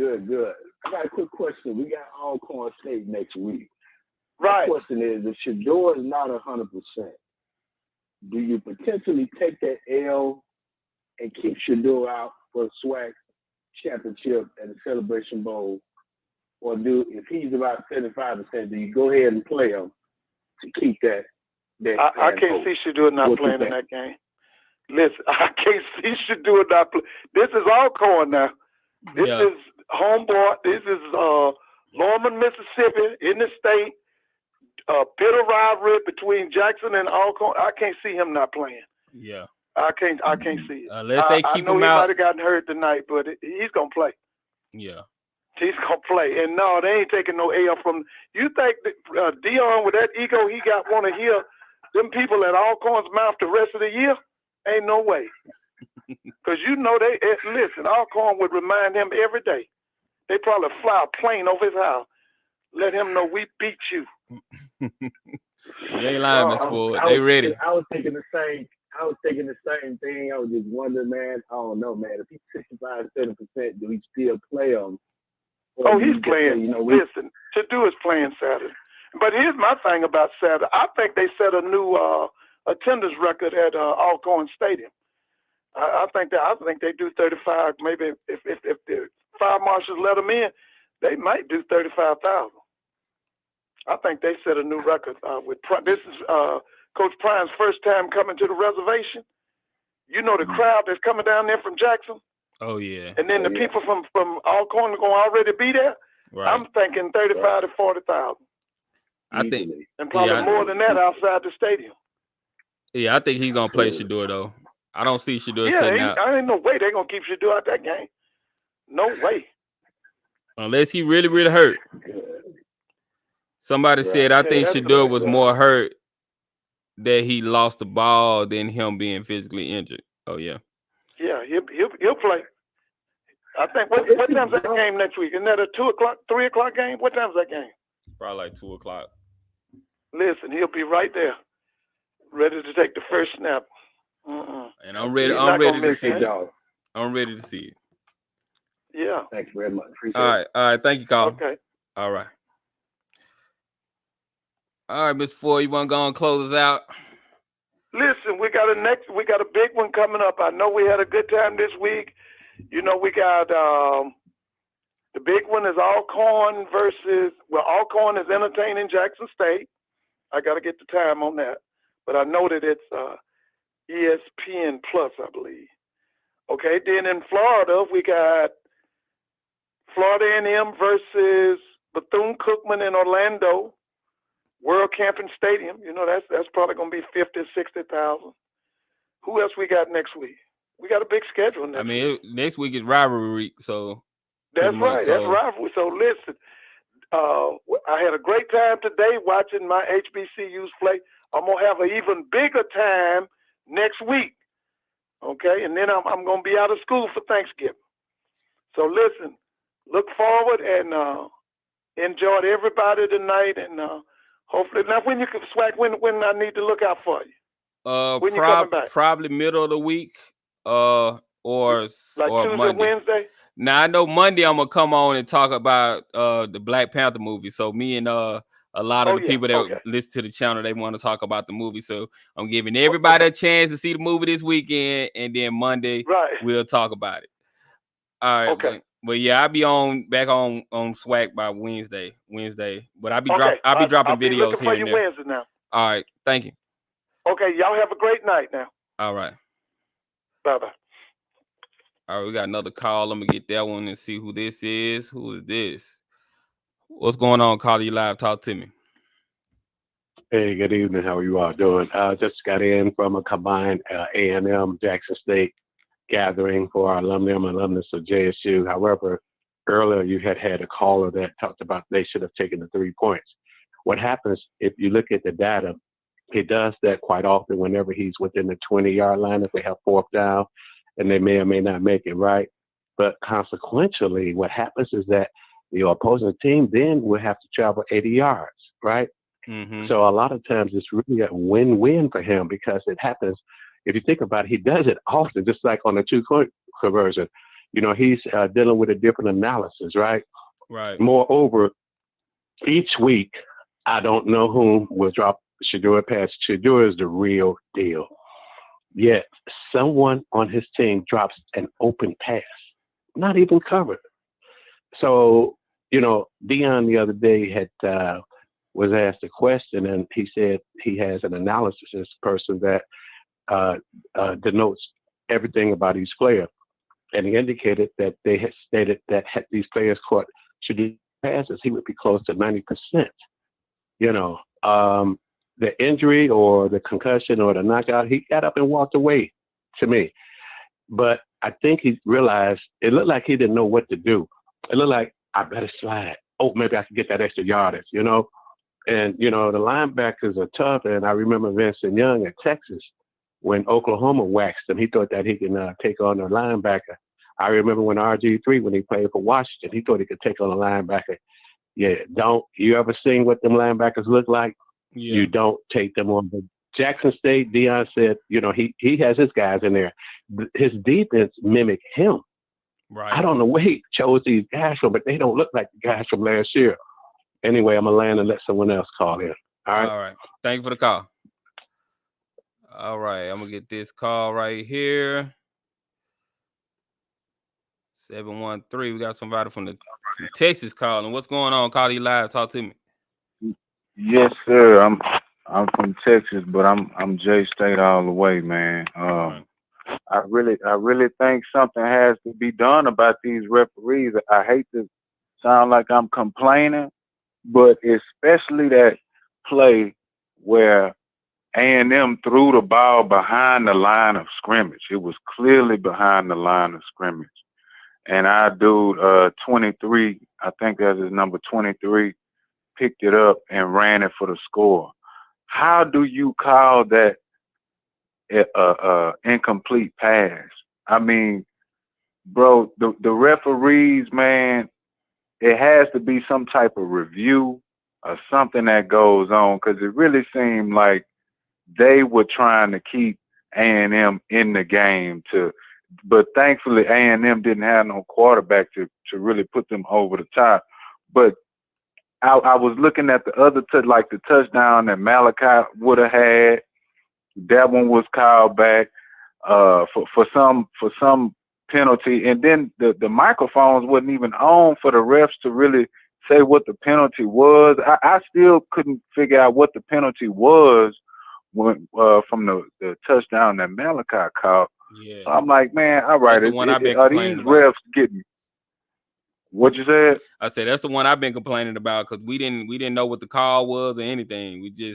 They just went on to the next play. They didn't give no explanation. Come on, man. Come on, bro. If they want to beat us, if somebody want to put a strike on our record, just do it fair and square, man. I could take a loss fair and square, but it's don't cheat me though, man. And it just seemed like they was really trying to cheat. And yeah, we won the game, but folks saying, all right, it was just a tough game. Nah, this would have been a blowout game, man. This would have been a blowout. We had them. You take away 4 touchdowns, bro.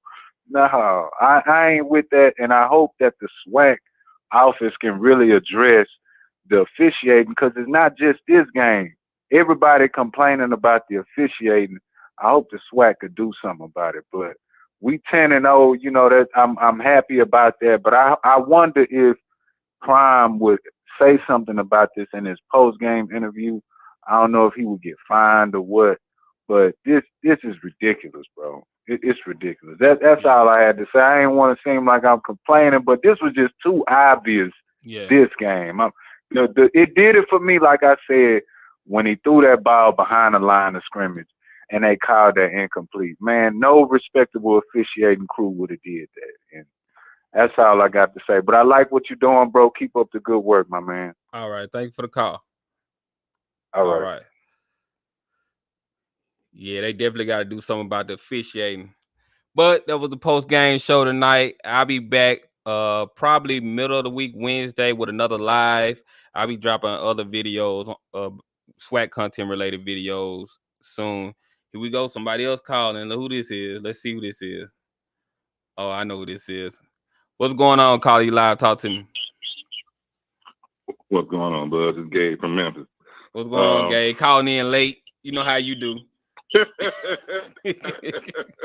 Hey, I guess, Mr. Ford, he gone, ain't he? Yeah, he gone. Okay. And look, I done got about 3 or 4 more calls just popped up. See, y'all playing with me tonight. Y'all don't call until I'm trying to end the show. Go ahead. So you hadn't heard anything about what Shadur's injury is, huh? Not yet. I haven't even got online and tried to look at anything or made any calls. Okay. And then I meant to ask you earlier. So what you thought about the rumor going around? The guy, I think named Zach Smith, put out the rumor that Coach Prime was had verbally accepted the head coach position at Nebraska. I don't believe that at all. I don't believe that one bit. Who you said put that out there? Some guy named Zach Smith. They say he was. I think he associated with over at I think like Florida State and one other school. But you can't believe stuff like that. Coach Prime already said that, you know, that was untrue. That wasn't true. So, you know, you can't believe stuff like that. And then I'm gonna say this, and I'm gonna go. I don't know where JSU got the backup quarterback. Now, I've always said I think the backup quarterback need to take 50% of the snaps during practice, so he can have a chemistry with the starting unit, because just in case of something like this that goes down. Right. I agree. But anyway, like I said, it was a tough ball game. And ref made some bad calls, but at the same time, some of Jackson State coaching went out the hot knees, especially in that second half. But anyway, I'm gonna get on up off here, man. You have a good one. All right, thank you for the call, Gabe. All right. All right, we're gonna get Jerome and we're gonna close it on now. What's going on? Call you live, talk to me. Hey, what up, man? I just wanted to call back in. I see Shador just posted a picture on his IG. He looks good, man. You know, he's holding up the SWAC East trophy. Okay. And he's got a shirt on that says back-to-back SWAC East champs. So he looks good. I think they just probably took him out the game for precautionary reasons. Yeah, they probably did. But that's good, because we definitely want Jack State at full strength next week going against Alcorn. Absolutely. Hey, man, I'm going to go ahead and see Black Panther tomorrow so I can tune in on Monday, man. Yeah, definitely do that. I appreciate it. All right. Thank you for the call. All right. All right, y'all. So, yeah, I'll be back probably Wednesday with a live, or Tuesday. I'll let you all know. I'll put out a post and let y'all know when I do another SWAC live. Monday, we're going to be talking about Black Panther. You know, some people requested that, you know, they want to talk about the movie because, you know, it's a movie for us. So definitely want to talk about that with the people. So if you haven't seen it yet, go see it so y'all can call in, tune in, and we can have a conversation about Black Panther. But this is the end of the show. I appreciate y'all tuning in. Make sure you hit that like button, subscribe to the channel if you haven't subscribed yet. And I'm going to see you guys on the next video. I'm gone.